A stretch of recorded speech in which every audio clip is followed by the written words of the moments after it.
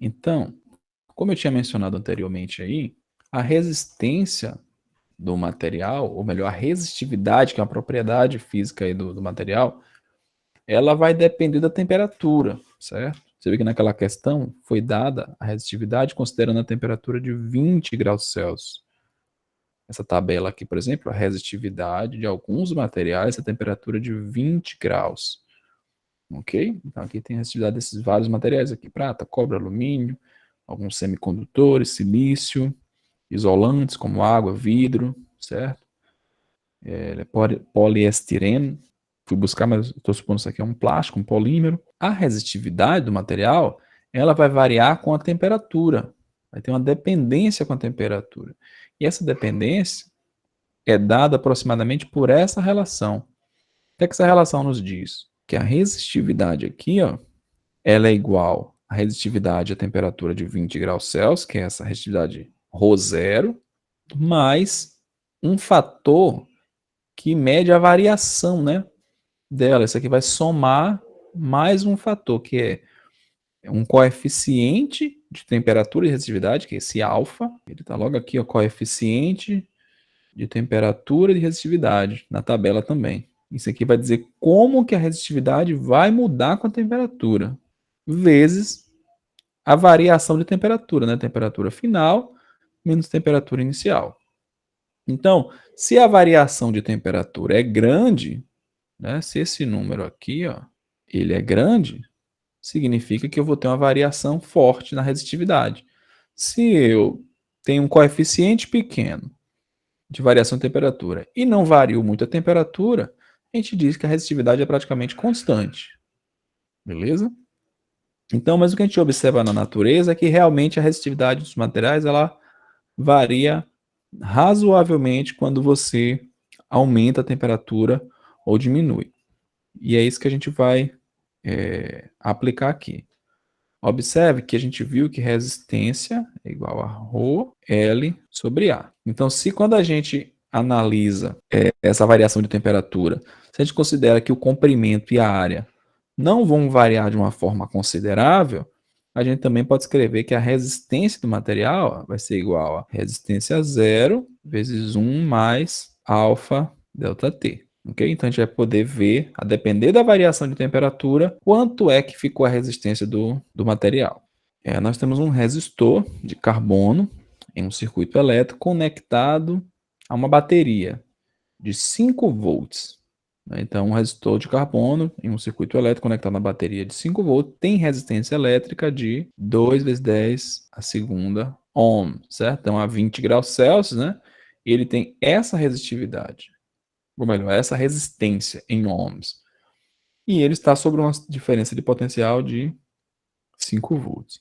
Então, a pergunta, qual é a corrente no circuito quando a temperatura do carbono é de 80 graus Celsius?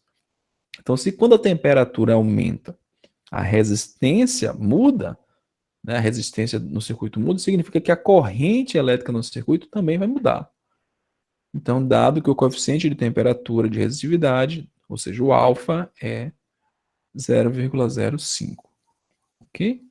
Então, a gente viu aí no slide anterior que a resistência do material, ou melhor, a gente viu que a resistividade ela vai variar como? Vai ser a resistividade zero, 1 mais alfa vezes ΔT, certo? Onde ΔT é a variação de temperatura. E como a gente sabe que a resistência é igual a ρ sobre LA, né?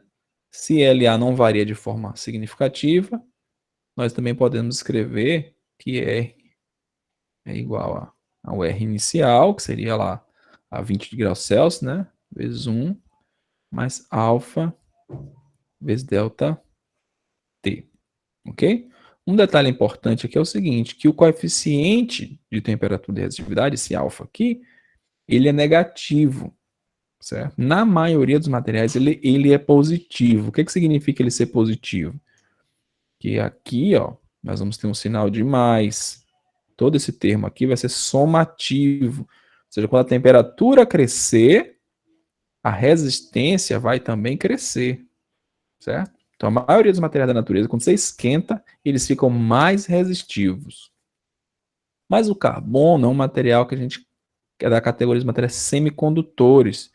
É aquele material que quando você aumenta a temperatura, geralmente ele gera mais cargas, mais portadores de carga no circuito disponíveis para se mover e a resistência elétrica cai. Porque se tem mais cargas para se mover, a resistência diminui, certo? Então, vamos lá, vamos calcular. O R final vai ser o quê? Ó? O R inicial, que é esse valor aqui, ó, 2 vezes 10 a 2, vezes 1. Aí aqui, ó, o mais com o menos do alfa aqui, que é 0,0005, vezes, vou usar um colchete aqui, vezes a variação de temperatura, que foi quanto? Ó? Era de 80 graus, né? Ou melhor, 20 graus para 80.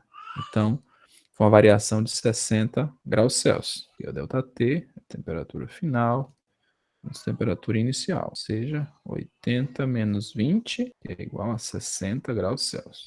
Então, vamos fazer aqui as contas. Isso aqui, ó, deu 0,97. Então, encontrei R é igual a 2 vezes 10 ao quadrado vezes 0,97. Ou seja, quanto é 2? Isso aqui vezes 2. 1,94 vezes 10 ao quadrado. Isso, ohms. O que é que a gente notou? Que a resistência aqui era 2, né? 2 vezes 10 ao quadrado. Se 2 vezes 10 ao quadrado é 200 ohms, né? Nós tínhamos uma resistência antes a 20 graus Celsius, nós tínhamos 200 ohms. A 80 graus Celsius, essa resistência ela caiu para 194 ohms. Certo? É isso que a gente está constatando aqui. O coeficiente de temperatura de resistividade negativo significa que a resistência vai diminuir quando a temperatura aumenta. E agora o que está faltando para a gente é determinar qual é a corrente elétrica. Então, para determinar a corrente, nós vamos usar a lei de Ohm. Então, a voltagem que que o circuito está conectado é de 5 volts. 5 volts. Então, vai ficar ó, 5. A resistência final, agora 80 graus Celsius, ela é de 194. E aí eu determino a corrente. A corrente vai ser 5 dividido por 194. Isso deu 0,26, arredondando aqui, né? Ampere. Ou, isso aqui é a mesma coisa que 26 miliampere. Alright? Então é isso, pessoal.